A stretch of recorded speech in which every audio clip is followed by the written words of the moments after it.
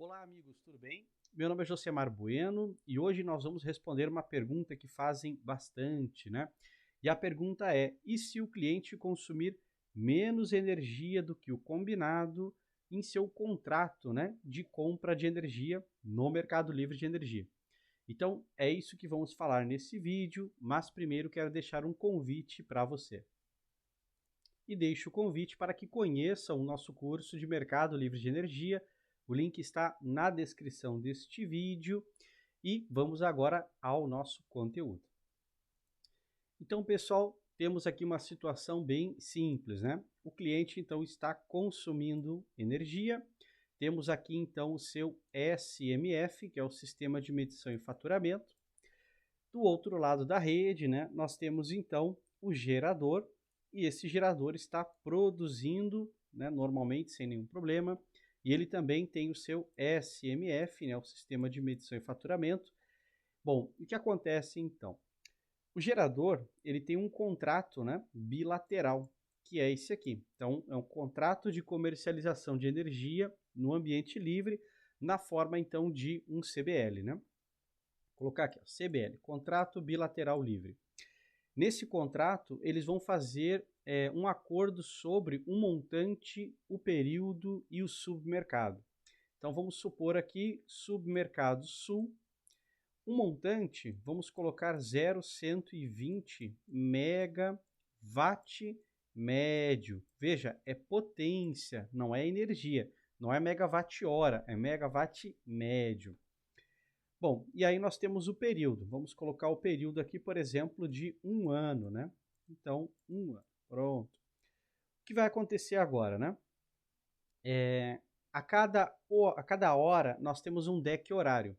Ou seja, o medidor, ele de 5 em 5 minutos, ele faz um registro sobre a potência e todos os outros parâmetros, todas as outras grandezas elétricas, né?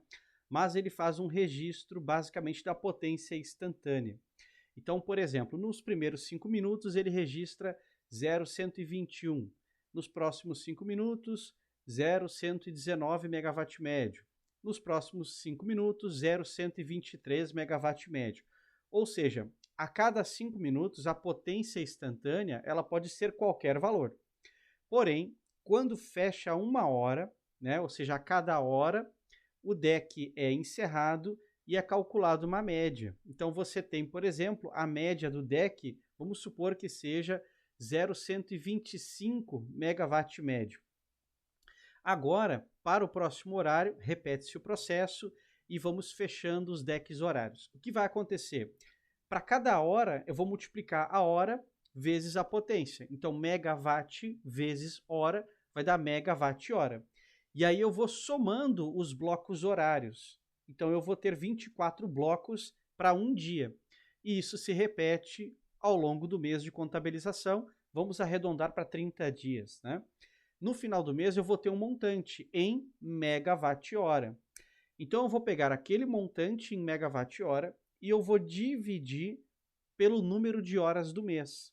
Se eu divido megawatt hora pelo número de horas do mês, eu vou ter, então, o megawatt médio, né? E isso é o que está no contrato.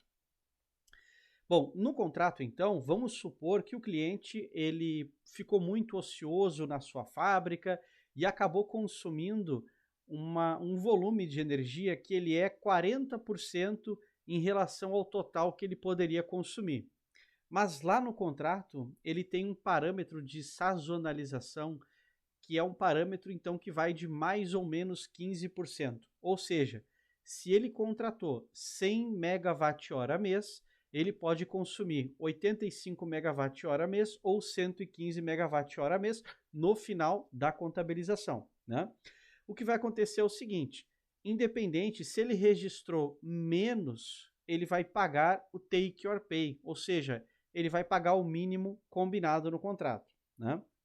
Então, temos 2 pontos aí, né? Primeiro, o que acontece com a contabilização e o que acontece com a energia no mundo real, né? Na contabilização, então, o cliente ele vai pagar aquele valor combinado no contrato e ponto final. Está combinado no contrato, ele sabia que era assim, ele vai pagar e não tem discussão, né? No mundo real, você tem agora a questão da eletricidade, né? Porque o gerador do outro lado, ele produziu de fato o 0,120 megawatt médio, né, ao longo do mês inteiro. Então o cliente ficou consumindo e registrando e o gerador do outro lado ficou produzindo e injetando na rede. Essa energia, no caso o gerador, ele é o vendedor.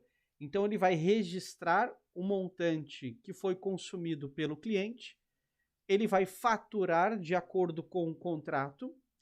Agora, como o montante que ele registrou foi menor, toda a sobra que o gerador injetou na rede, ele vai vender pelo PLD. Ou seja, aquela energia ao longo do mês já foi injetada, já foi consumida, não existe mais. O gerador vai receber o PLD e o cliente, então, paga normalmente, né, de acordo com o combinado no contrato. Ah, Josemar, mas isso é injusto. Não é injusto, está no contrato, você sabia que era assim. Ah, mas como é que eu faço para consertar isso? Aí entra o gestor. O gestor, ele precisa analisar o perfil de consumo acompanhando mês a mês, né? E o que ele pode fazer é fazer um termo de cessão vendendo essa parte da energia que você não vai consumir, né? Ou, no caso, já não consumiu, né? Então, você pode vender esse montante, por exemplo.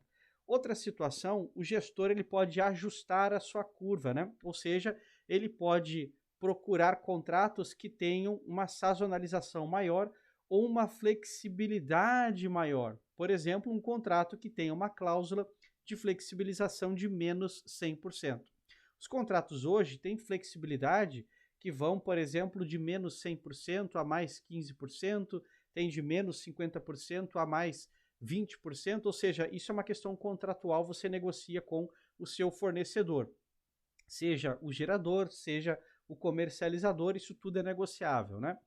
Então, o gestor, ele vai procurar um contrato que faça sentido para o seu perfil de consumo.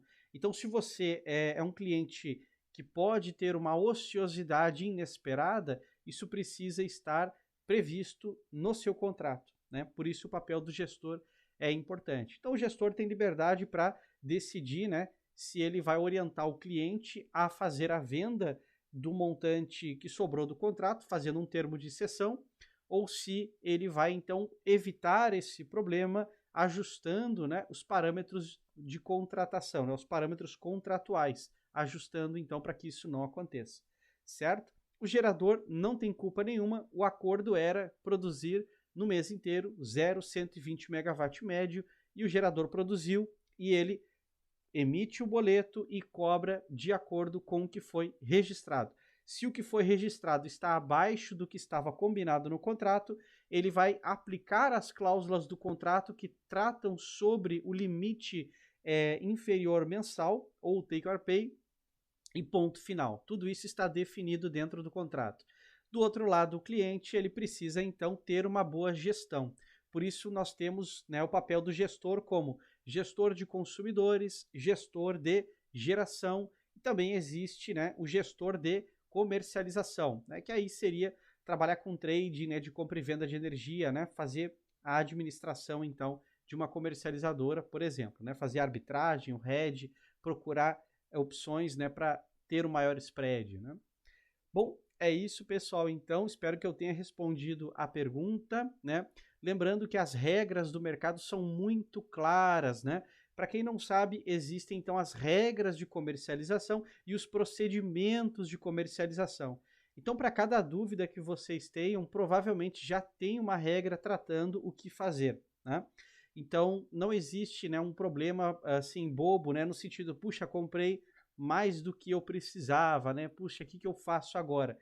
Tem um procedimento que você pode aplicar, basta conhecê-lo, né? Basta ter uma estratégia, porque esse mercado é um mercado muito livre. Você pode comprar e vender os excedentes de energia, pode comprar e vender montantes faltantes dentro das regras do jogo, claro, né?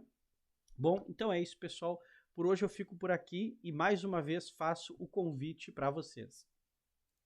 Então, se você quer trabalhar no mercado livre de energia, seja empreendendo ou trabalhando para um comercializador, um distribuidor ou fazendo gestão de geradores, né? Seja como for, Esse curso é o mais completo de todos, são 50 horas abordando todos os módulos possíveis e ele ainda tem um módulo extra que prepara você para o exame de certificação da própria Câmara de Comercialização. Então você pode ser um operador de mercado de energia registrado, habilitado pela Câmara de Comercialização. Certo, pessoal? Então é isso, até o nosso próximo vídeo. Um grande abraço.